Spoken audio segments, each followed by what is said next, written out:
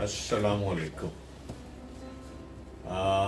غلطی سے جو چیزیں ایجاد ہونے والی اشیاء وہ کون کون سی ہیں؟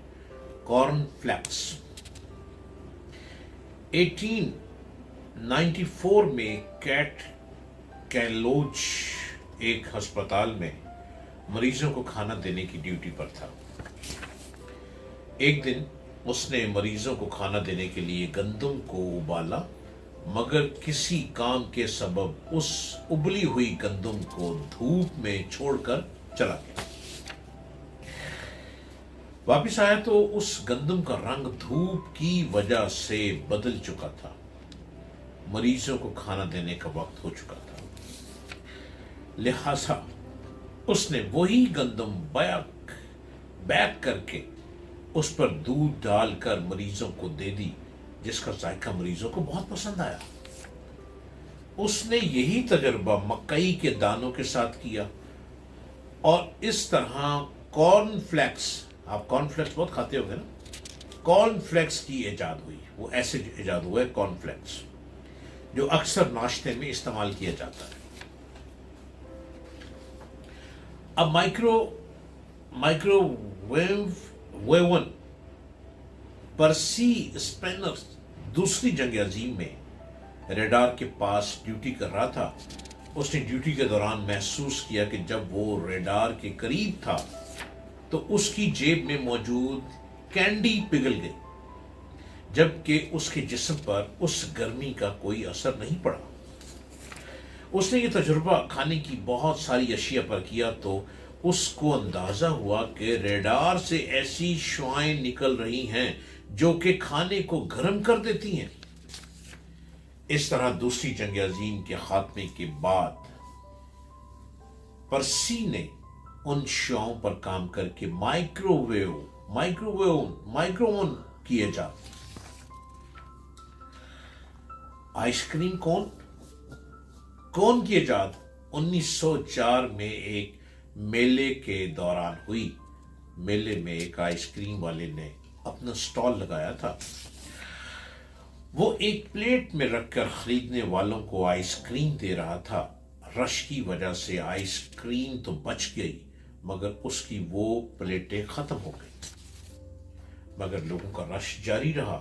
اس وقت اس کے ساتھ ویفرز کے سٹال والے ارنسٹ ہنگری نے، جس کے سٹال پر بالکل رش نہ تھا، آئس کریم والے کی مدد کے لیے اپنے ویفرز کو کون کی شکل میں موڑ کر اس کو پیش کیا کہ پلیٹ کے بجائے اس میں ڈال کر دے دے۔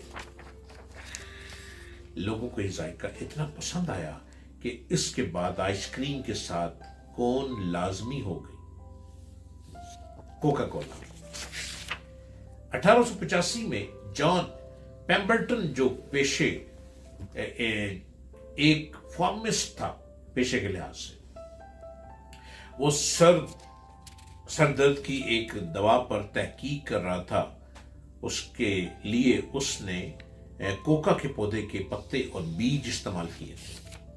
ان کو پیسنے پر اس میں پانی شامل کرنا تھا، مگر اس کی بجائے اس نے اس میں غلطی سے سوڈا شامل کر دیا، جس کا ذائقہ سب کو بہت پسند آیا، اور اس طرح کوکا کولا وجود میں آ گئی۔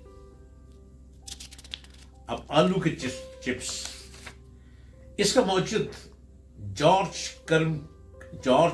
کرمب تھا، جو کہ ایک ہوٹل کا کک تھا۔ اس کے ریسٹورنٹ میں روزانہ ایک کسٹمر آتا تھا اور فرنچ فرائز کھاتا تھا۔ ایک دن جب اس کے سامنے فرنچ فرائز پیش کیے گئے تو اس نے ان کے نرم ہونے کی شکایت کی، جس پر جارج نے دوبارہ بنا کر دیے، مگر گاہک مطمئن نہیں ہوا۔ ایسا 2 سے 3 بار ہوا، جس پر غصے میں جارج نے آلو کو باریک باریک کاٹ کر فرائی کر دیا، جس کا ذائقہ سب کو بہت پسند آیا، اور اس طرح آلو کے چپس کی ایجاد ہوئی۔ چاکلیٹ چپ کوکی، امریکہ کی ریاست میساچوسٹس کے ایک ریسٹوران میں 1930 میں میٹرتھ وک فیلڈ بسکٹ بنانے کی ڈیوٹی پر مامور تھا۔ ایک دن کوکیز بناتے ہوئے انہیں پتہ چلا کہ ان کے پاس چاکلیٹ ختم ہو گئی۔ اس وقت اس نے بیکری میں موجود چاکلیٹ کے چھوٹے چھوٹے ٹکڑے اکٹھے کر کے امیزے میں اس خیال کے ساتھ شامل کر دیا کہ یہ پگھل کر امیزے کا حصہ بن جائیں گے اور کسی کو پتہ نہیں چلے گا۔ مگر بسکٹ کی تیاری کے بعد بھی یہ اسی حالت میں رہے اور ان کا ذائقہ سب نے بہت پسند کیا۔ اس طرح چاکلیٹ چپ کوکیز کی ایجاد ہوئی۔ اینٹی بائیوٹک ادویات۔ اسکاٹ لینڈ سے تعلق رکھنے والے الیگزینڈر فلیمنگ بیکٹیریا پر تجربات کر رہے تھے۔ اس دوران کھانے کی پلیٹ پر پھپھوندی لگ گئی۔